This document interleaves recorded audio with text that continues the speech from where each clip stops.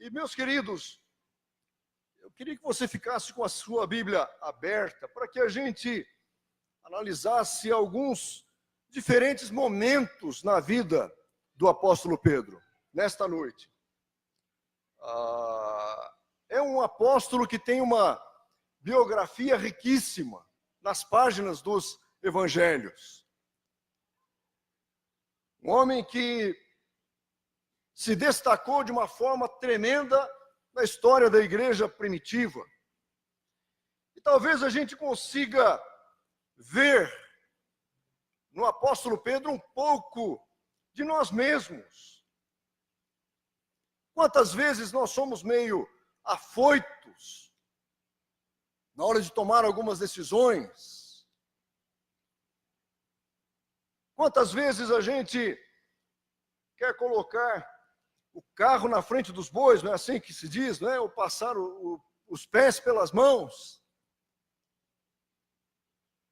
Não faz muitos domingos, o pastor Sebastião Júnior falou aqui um pouco sobre Pedro também. E assim, há tanta riqueza na vida desse apóstolo, que nós, nesta noite, queríamos ver alguns altos e baixos na vida dele. Quem não tem os seus altos e baixos na vida? Quem não tem os seus momentos em que às vezes está feliz com algumas situações, está radiante, e em outros momentos está prostrado? Acho que todos nós, como seres humanos, passamos por momentos assim. Então eu vou chamar a sua atenção para alguns diferentes momentos na vida de Pedro, e que Deus possa aplicar essas verdades para a gente. Nós vemos que esses personagens bíblicos não eram super-heróis, mas eram gente como eu, como você, que tinham as suas crises, que tinham os seus defeitos, que tinham as suas lutas pessoais, mas que estavam, sobretudo, desfrutando do amor e da graça de Deus em suas vidas. Amém, meus queridos? O primeiro fato para o qual eu quero chamar a sua atenção está no capítulo 4 de Mateus, que é o grande chamado de Pedro. Mateus 4, versículos 18 a 22. A Escritura diz assim que quando Jesus estava caminhando junto ao mar da Galileia, ele viu dois irmãos, Simão, chamado Pedro, e André, que lançavam as redes ao mar, porque eram pescadores. Jesus volta-se para ele, disse-lhes assim: vinde após mim, e eu vos farei pescadores de homens. Então eles deixaram imediatamente as redes e o seguiram. Meus queridos, o chamado, a vocação de Pedro para ser discípulo de Jesus está relatado nos 3 evangelhos. Então nós temos aqui no evangelho de Mateus esse relato, no evangelho de Marcos também, no evangelho de Lucas. O seu nome original era Simão. Depois Jesus o chama de Pedro. Jesus, digamos assim, muda seu nome, não é, para Pedro. Era um homem natural de um pequeno povoado chamado Betsaida, que ficava próximo ao mar da Galileia, residia em Cafarnaum. A sua profissão era a de pescador, um homem simples. E a gente vê que era um homem simples quando a gente abre o livro de Atos, por exemplo, os primeiros capítulos, quando os líderes da igreja foram trazidos diante das autoridades judaicas, disseram: mas são homens simples, esses que estão aí são homens indoutos. Pedro era um homem simples, vivia da pesca, era um homem rude, como nós dissemos, assim, com temperamento autoritário. A gente vê isso nas falas dele. Um homem que estava cansado. A gente sabe que na época do Novo Testamento, Israel era dominado pelo poder dos romanos. Tinham que pagar impostos, pagar tributos. Então Pedro e os seus compatriotas estavam cansados dessa situação. E o que aquele povo aguardava? Eram homens que conheciam os profetas, conheciam a lei, conheciam o Antigo Testamento, e eles esperavam a chegada do Messias. Certamente conheciam as promessas existentes lá no livro do profeta Isaías, do profeta Miqueias. Conheciam as promessas de livramento, de que o Senhor enviaria o seu ungido para libertar o seu povo.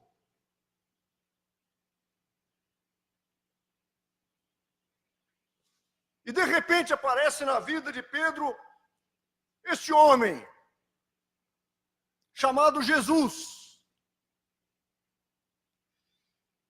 E o que me encanta mais, meus irmãos,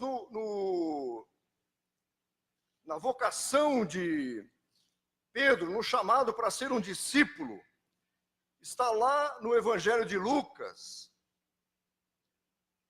capítulo 5, os primeiros 11 versículos. Não vou ler todo esse texto, mas é também esse texto é relacionado ao chamado de Pedro para seguir a Jesus.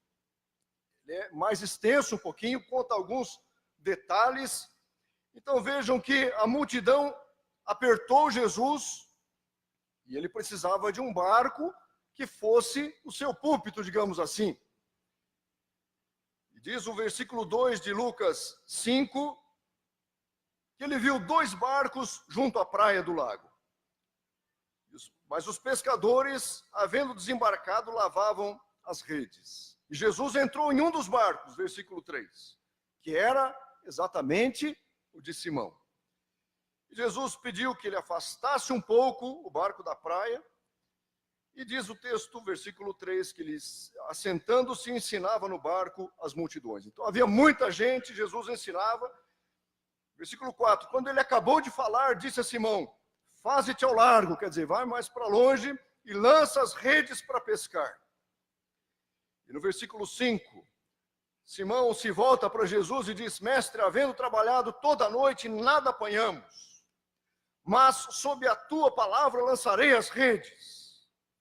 Isto fazendo, apanharam grande quantidade de peixes e rompiam-se-lhe as redes, porque a pesca havia sido maravilhosa. E aí diz o versículo 7, então fizeram sinais aos companheiros do outro barco para que fossem ajudá-los, e encheram ambos os barcos a ponto de quase irem a pique, e vendo isto, Simão Pedro prostrou-se aos pés de Jesus, dizendo, Senhor, retira-te de mim, porque sou pecador.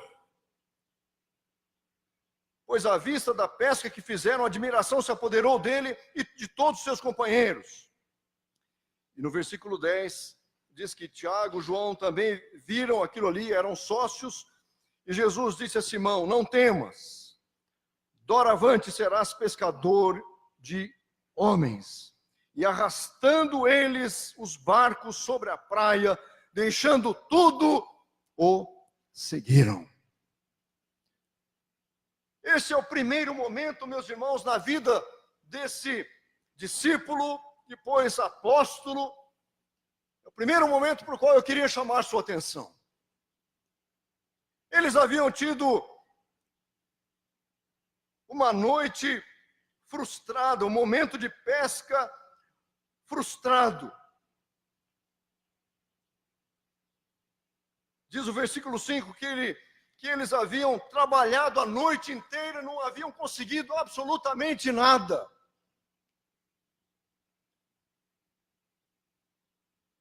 Momento de frustração.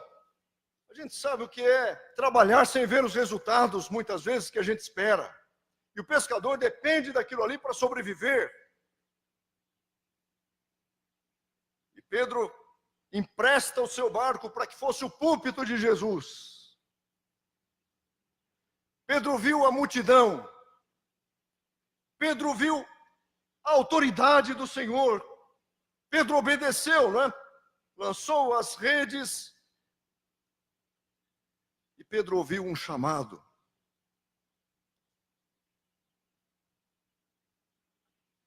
E Jesus lhe dizendo que a partir daquele momento, ele seria pescador de homens.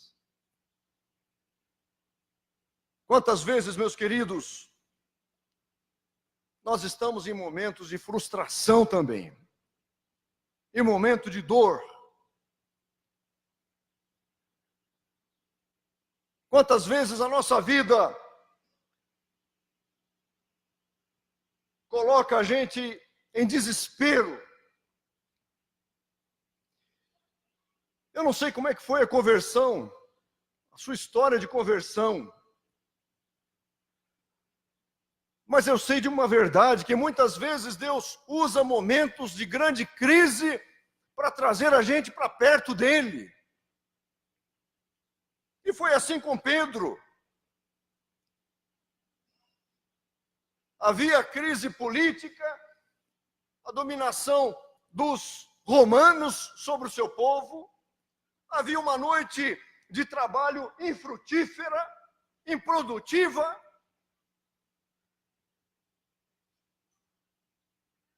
Mas ele ouviu a voz do Senhor, ele emprestou o seu barco, ele se entregou, e diz o texto que ele abandonou tudo para seguir a Jesus. Esse é o primeiro momento na vida dele, para o qual eu quero chamar a sua atenção. Pedro fez uma entrega. E nós, será que estamos fazendo as nossas entregas também para o Senhor? Será que nós estamos colocando os nossos recursos, a nossa vida, a serviço do Senhor? Eu imagino que, não sei de fato se foi uma decisão fácil para Pedro deixar tudo aquilo ali para seguir alguém que estava surgindo, mas havia uma esperança no seu coração. Ele viu o Senhor agindo e ele falou: Senhor, retira-te de mim, eu sou um homem pecador demais. Ele reconheceu que não era um homem normal que estava ali perto dele.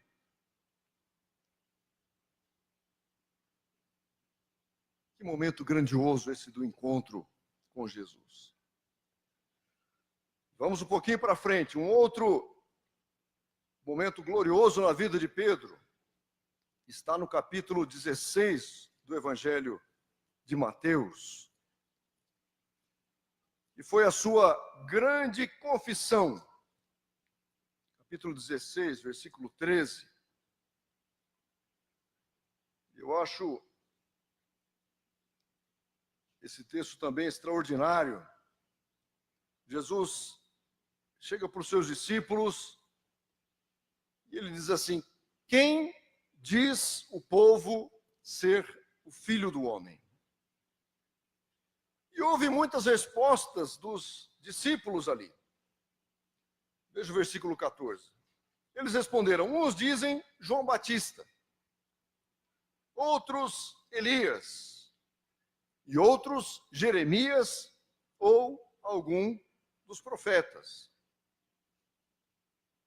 Mas vós, continuou Jesus, quem dizeis que eu sou? Diz o texto bíblico: respondendo, Simão Pedro disse: tu és o Cristo, o Filho do Deus vivo. Então Jesus lhe afirmou: bem-aventurado és, Simão Barjonas, filho de Jonas, porque não foi carne e sangue que tu revelaram, mas meu Pai que está nos céus. Esse, meus irmãos, também foi um momento histórico para aquele homem, que é lembrado constantemente na história do cristianismo. Jesus estava sendo visto de diferentes maneiras. E na época do Novo Testamento, muitos surgiram, não é? Muitos pregavam uma rebeldia a Roma. E vem Jesus pregando uma mensagem de amor, de bondade, fazendo os seus sinais. Mas você percebe aqui que as pessoas tinham dúvidas sobre a personalidade de Jesus, sobre a pessoa de Jesus, quem era ele. E Jesus queria ouvir dos próprios seus discípulos ali o que eles pensavam. Veja o versículo 13, que a pergunta foi dirigida aos discípulos. Quem diz o povo ser o Filho do Homem? E aqueles discípulos tinham contato com o povo, então começaram a dizer, olha, uns estão dizendo que é João Batista, outros estão dizendo que é o profeta Elias, outros que é Jeremias, que é alguns dos profetas. E Pedro, aqui cheio do Espírito, tomado pelo Espírito de Deus, faz uma revelação extraordinária. Tu és o Cristo, o Filho do Deus vivo. O Senhor não é nem Elias, nem Jeremias, nem profeta nenhum, mas o Senhor é o Messias. A palavra Cristo, em grego, é a palavra Messias em hebraico, que significa ungido. E o que levou Pedro a dar essa resposta, meus irmãos? O próprio texto bíblico nos responde. Jesus disse para ele, olha, não foi carne, não foi sangue que revelaram isso para você, mas foi meu Pai que está nos céus. Então, que experiência extraordinária! E nesse momento, Jesus vira-se para Pedro e diz assim para ele, eu também te digo, Pedro, que tu és Pedro. E aqui vem uma das afirmações que tem gerado uma grande diferença entre as igrejas, a igreja católica e os protestantes, não é? Porque Jesus diz para Pedro assim, tu és Pedro, e sobre esta pedra edificarei a minha igreja. E as portas do inferno não prevalecerão contra ela. Então, com base nesse texto, a igreja católica ensina que Pedro foi o primeiro papa, que Pedro era a pedra. Porém, a igreja protestante crê que a pedra era o próprio Senhor Jesus. O que é confirmado na própria carta de Pedro, que diz que o Senhor é a pedra angular, que o Senhor é a pedra sobre a qual a igreja foi edificada. Mas que momento glorioso foi ele! Eu também te digo que tu és Pedro. Alguns interpretam esse texto dizendo que a pedra poderia ser essa afirmação que Pedro fez. Tu és o Cristo, o Filho de Deus, do Deus vivo. Mas quando a gente começa a olhar as evidências do Novo Testamento, todas elas colocam Jesus como a pedra principal sobre a qual a igreja foi edificada. Então, meus queridos, a gente aprende com Pedro aqui que quando nós estamos abertos à ação de Deus, nós temos uma percepção gloriosa da mente do Senhor.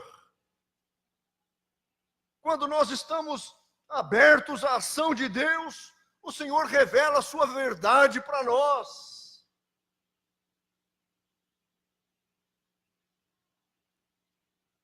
Quando nós estamos abertos para as manifestações do Senhor, a gente percebe que Deus nos ensina as suas grandes verdades. O apóstolo Paulo escreve na sua carta aos Coríntios assim, como está escrito, nem olhos viram, nem ouvidos ouviram, nem jamais penetrou em coração humano o que Deus tem preparado para aqueles que o amam. E às vezes a gente pensa, isso aí se refere à vida futura. Mas não, Paulo continua, mas Deus nos revelou pelo seu Espírito. Então, meus queridos, nós temos de estar em sintonia com o Senhor, em todos os momentos. para que a vontade dele seja revelada a nós, para que os planos dele sejam revelados a nós.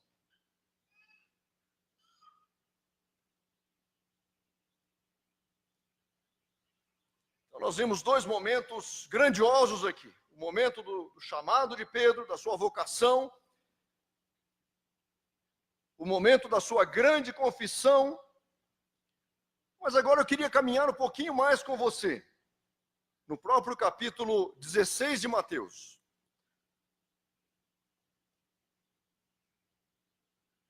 No próprio capítulo 16 de Mateus, logo depois da confissão que Pedro faz, no versículo 21,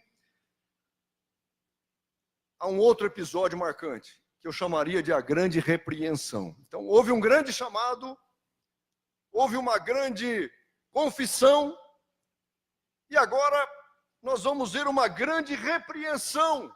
Por isso que eu comecei falando de altos e baixos. Olha o que diz o versículo 21 do capítulo 16. Desde esse tempo começou Jesus a mostrar aos seus discípulos que lhe era necessário seguir para Jerusalém e sofrer muitas coisas dos anciãos, dos principais sacerdotes e dos escribas, ser morto e ser ressuscitado ao terceiro dia. E agora, vejam a ousadia de Pedro, versículo 22. O que Pedro fez? Pedro, chamando-o à parte, começou a reprová-lo, dizendo: tem compaixão de ti, Senhor, isso de modo nenhum te acontecerá. Mas Jesus, voltando-se, disse a Pedro: arreda, Satanás, tu és para mim pedra de tropeço, porque não cogitas das coisas de Deus, e sim das dos homens. Meus irmãos, como é que pode ir da água para o vinho em tão pouco tempo?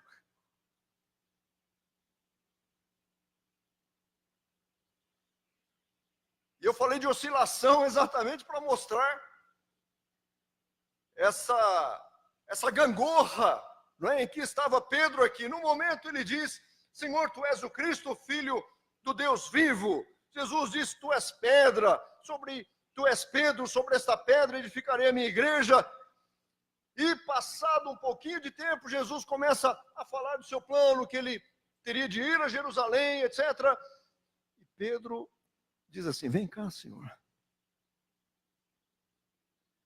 Pedro, que era parte de um... Os irmãos sabem que havia um círculo íntimo, mais próximo, né, dentre os apóstolos, que era composto por 3 pessoas. Quem eram? Pedro, Tiago e João, que participaram com Jesus de alguns momentos mais incríveis da sua vida. Existe um corinho antigo, né? Pedro, Tiago e João no barquinho. Mas esses 3 viveram com Jesus alguns momentos espetaculares. Eu não sei se Pedro, por desfrutar dessa intimidade maior, diz o texto bíblico que ele começou a reprovar o Senhor. Tem dó de ti, tem compaixão de ti, Senhor. Isso nunca vai te acontecer.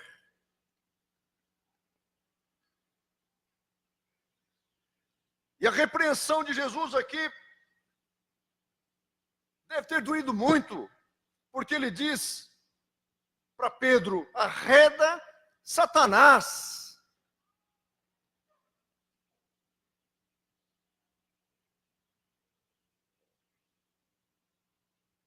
Pedro aqui estava sendo um instrumento do mal para impedir, ou para tentar impedir o plano de Jesus, o plano de Deus que ia se cumprir na vida de Jesus. Jesus diz: tu és para mim pedra de tropeço. O mesmo Pedro que ouviu uma bênção de Jesus espetacular, uma palavra abençoadora espetacular sobre ele, agora ouve Jesus dizendo: tu és para mim pedra de tropeço. porque não cogitas das coisas de Deus, e sim das dos homens. Pedro estava vendo um lado só da vida e do projeto de Jesus. Talvez movido por aquela ideia do Messias político, que persistiu até lá no livro de Atos, no comecinho do livro de Atos. Depois de Jesus morto, ressuscitado, ele aparece para os seus discípulos, e os discípulos dizem: Senhor, será nesse tempo que restaurarás o reino a Israel? E Jesus disse: olha, não compete a vocês conhecer reino, etc. Vocês têm de ir e pregar o evangelho.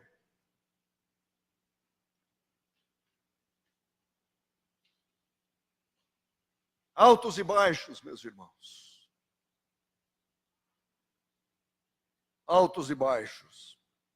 Existe uma música cantada por um músico americano, Louis Armstrong. Diz assim: ninguém sabe dos problemas, ou do problema que eu tenho visto, ninguém conhece a minha tristeza. E num determinado momento da música ele diz: às vezes eu estou lá em cima, às vezes eu estou lá embaixo. E retrata bem a vida de cada um de nós.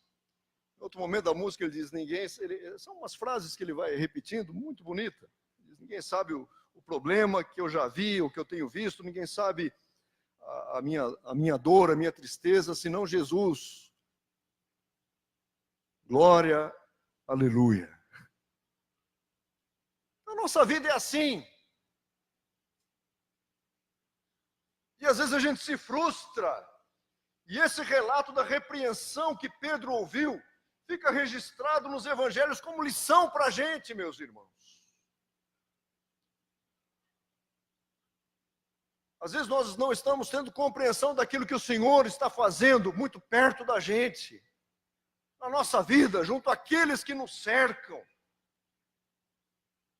Pedro aqui parece ter dado agora lugar à ação do diabo, fazendo uma oposição ao plano de Jesus de enfrentar a cruz, mas ele teria de enfrentar isso. E o inimigo, diz a palavra, que ele anda ao nosso derredor, rugindo como leão, buscando quem possa tragar. Então temos que ser vigilantes, meus irmãos. Temos que ser vigilantes, porque senão a gente não se sustenta. E a sua graça de Deus para nos manter de pé. Amém, meus queridos? Vamos caminhar um pouquinho mais. E agora a gente se volta para o texto que nós lemos no começo, lá no capítulo 22 de Lucas. E eu chamaria de a grande covardia.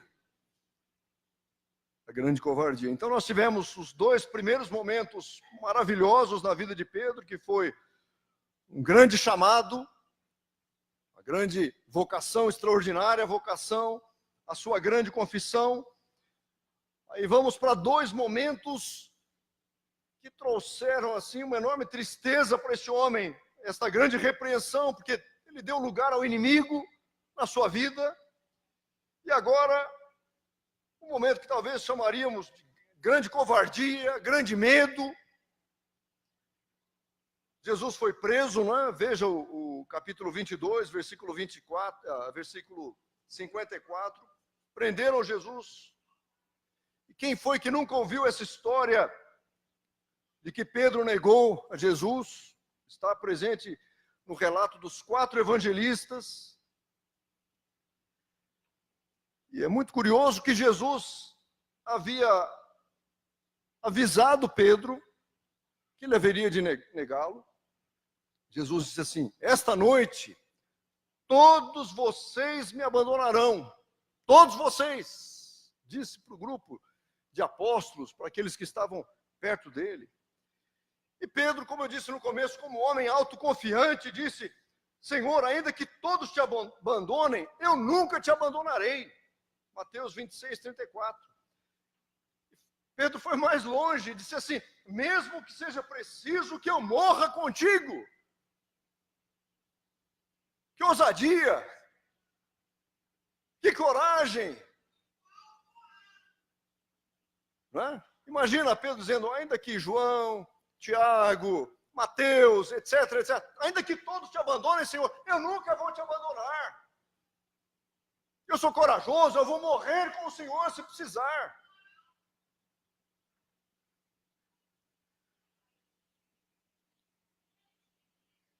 E aqui, meus irmãos, Pedro enfrentava um dos momentos mais difíceis. E vejam, primeira coisa, versículo 54, diz que Pedro seguia de longe. E aí vem os episódios em que ele nega Jesus. Se nós olharmos lá para Mateus 26, 69, nós vamos ver esse mesmo relato. E lá em Mateus, alguém chega para Jesus e diz assim, você também estava com Jesus da Galileia. E o mesmo Pedro que disse, se for necessário eu vou morrer contigo, ele diz assim, eu não sei do que você está falando. Então alguém chegou para ele e disse, você também estava com Jesus da Galileia. Como aquela expressão que usam, né? Com cara de paisagem. Pedro diz assim, não sei do que você está falando. Haviam sido 3 anos de convivência. 3 anos vendo os milagres de Jesus.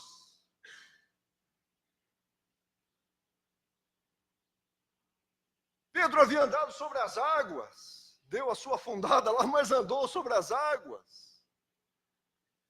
Pedro viu morto sendo ressuscitado, viu leproso sendo curado. Pedro ouviu Jesus dizendo que morreria e que ressuscitaria. Pedro ouviu Jesus dizendo, esta noite todos vocês vão me abandonar. Pedro havia dito, não vou te abandonar nunca, e agora vem a primeira pessoa e diz, você também estava com Jesus da Galileia. Ele diz, eu não sei do que você está falando. Aí vem outra pessoa fazendo referência a Pedro, Mateus 26, 69 seguintes, né? A segunda pessoa vem e diz assim, ele estava com Jesus de Nazaré. E Pedro diz assim, a afirmação que está lá em Mateus, juro que não conheço esse homem. Juro que não conheço esse homem.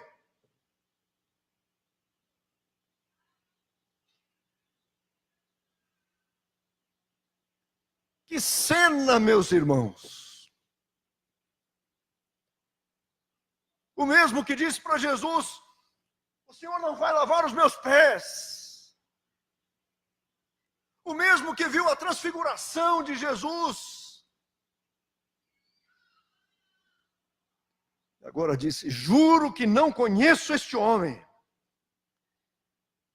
E a terceira pessoa, ainda segundo o relato de Mateus 26, 69 seguintes, diz assim, ei, o seu modo de falar mostra que de fato você também é um deles, né? Da região da Galileia, o teu sotaque, a sua maneira de falar é como desses discípulos aí, desse Jesus.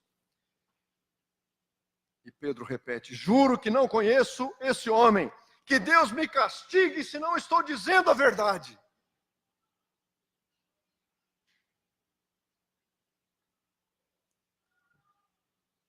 E depois de ter negado Jesus, diz a palavra que o galo cantou e Pedro, saindo dali, chorou amargamente. Momento em que ele estava lá embaixo. E, meus irmãos, é a essas lágrimas que Jesus se refere nas bem-aventuranças, quando ele diz, bem-aventurados os que choram, porque serão consolados. É o choro do arrependimento, é o choro da dor, por ter pecado contra o Senhor. Mas Pedro negou. Não negou uma, não negou duas, mas negou 3 vezes. O mesmo Pedro que, quando foi chamado, depois de uma noite, sem ter conseguido pescar nada, viu as redes cheias. O mesmo Pedro que teve uma revelação do Espírito de que aquele era Jesus, o Filho do Deus vivo. O mesmo Pedro que viu a ressurreição de Lázaro.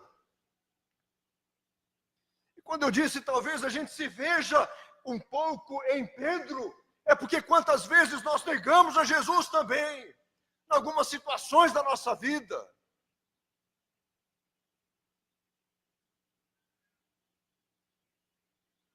Quantas vezes colocados em certas situações que exijam alguns comportamentos nossos, a gente procura abafar a nossa fé. E talvez a gente diga, eu não conheço esse homem. Nunca vi esse homem, juro que nunca vi esse sujeito. Mas eu pulo agora, meus irmãos, para o último momento da vida de Pedro, que é tão rica, né? Acho que cada tópico desse aqui mereceria um sermão, ou vários, de tanta riqueza. Mas o último momento, o último grande momento da vida de Pedro, para o qual eu queria chamar a atenção, está lá no Evangelho de João, capítulo 21, que é a grande restauração. João 21, versículos 15 a 17. E o que a gente aprende, meus irmãos, é que Jesus conhece a nossa natureza. Ele se fez homem. Ele viveu as nossas dores, as nossas tentações. Acho que o último sermão que eu preguei aqui foi sobre isso, a tentação de Jesus. O escritor aos Hebreus diz que em tudo ele foi tentado como nós, ele conhece a nossa natureza.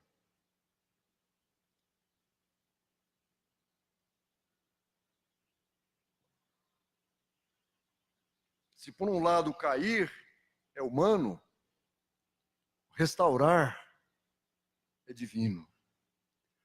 Nós, como homens, a gente tem tendência de condenar, de acusar, de atirar pedras.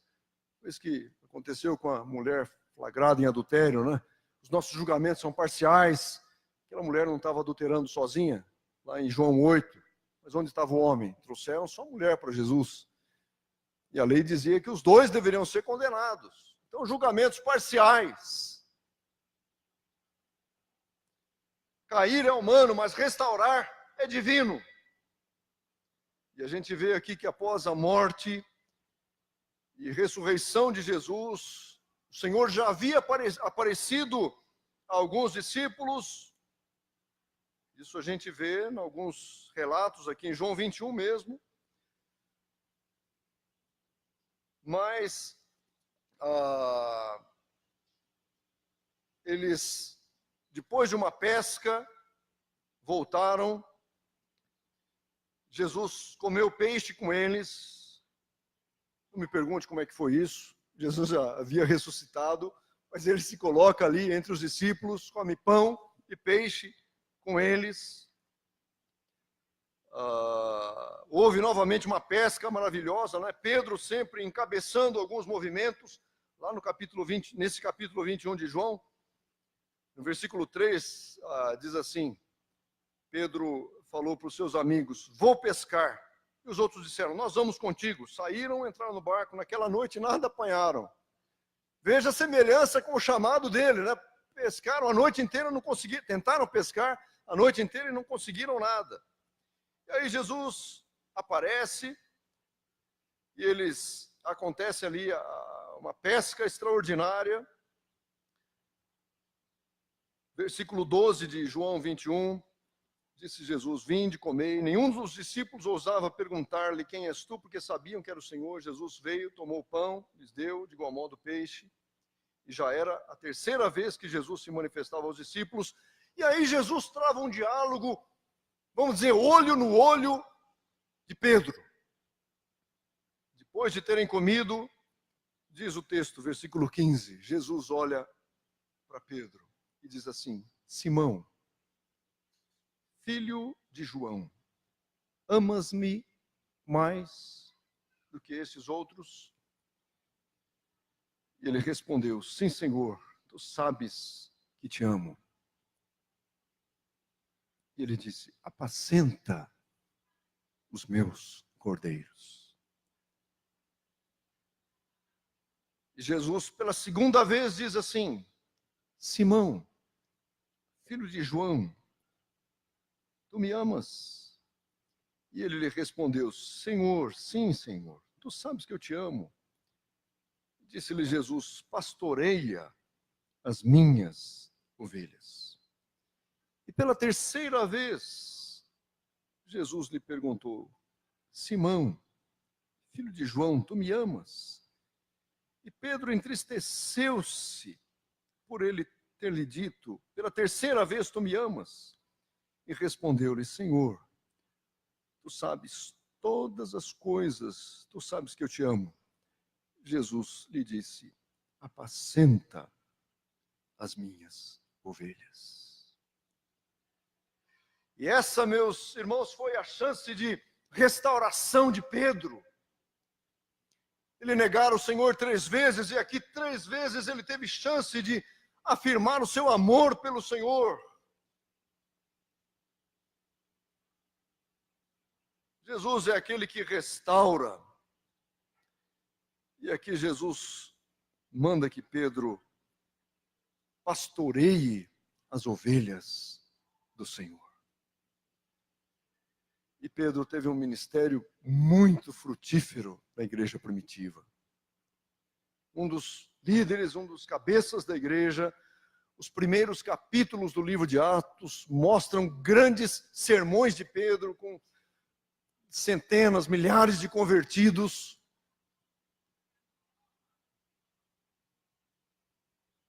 O Evangelho de Marcos, segundo os estudiosos, foi escrito a partir dos relatos de Pedro para Marcos. E aí então, aí vem a fonte, não é? Pedro foi a fonte de Marcos, a partir da qual o Evangelho foi redigido. E a gente observa que Pedro foi alguém que Deus usou muito, apesar das suas instabilidades, apesar dos seus altos e baixos, como nós todos temos, meus irmãos. Eu me lembro agora de um texto que está no livro de Gálatas, na carta de Paulo aos Gálatas, quando havia o problema entre os cristãos que tinham vindo do judaísmo e os cristãos que tinham vindo do mundo pagão, digamos assim, não judaico. E Paulo faz uma crítica dura, né? Ele fala: olha, Pedro tornou-se irrepreensível, de modo que eu resisti-lhe na cara. Por causa dessa maneira meio volúvel dele de às vezes ser. E diz a tradição que Pedro foi crucificado de cabeça para baixo, porque ele não se julgou digno de ser crucificado como o seu Senhor. Meus irmãos, nós sabemos as nossas fraquezas. Nós sabemos as nossas limitações. Às vezes estamos lá embaixo. Opa, falei lá embaixo, apontei para cima. Às vezes nós estamos lá em cima. Às vezes nós estamos lá embaixo. No momento, a gente às vezes está sendo alvo de uma grande bênção do Senhor. No outro momento, podemos ser alvo de uma grande repreensão do Senhor, porque damos algum lugar para o inimigo. Que a gente possa colocar as nossas vidas nas mãos do Senhor nesta noite. Pedir que Ele nos encha do seu Espírito. Que Ele nos fortaleça.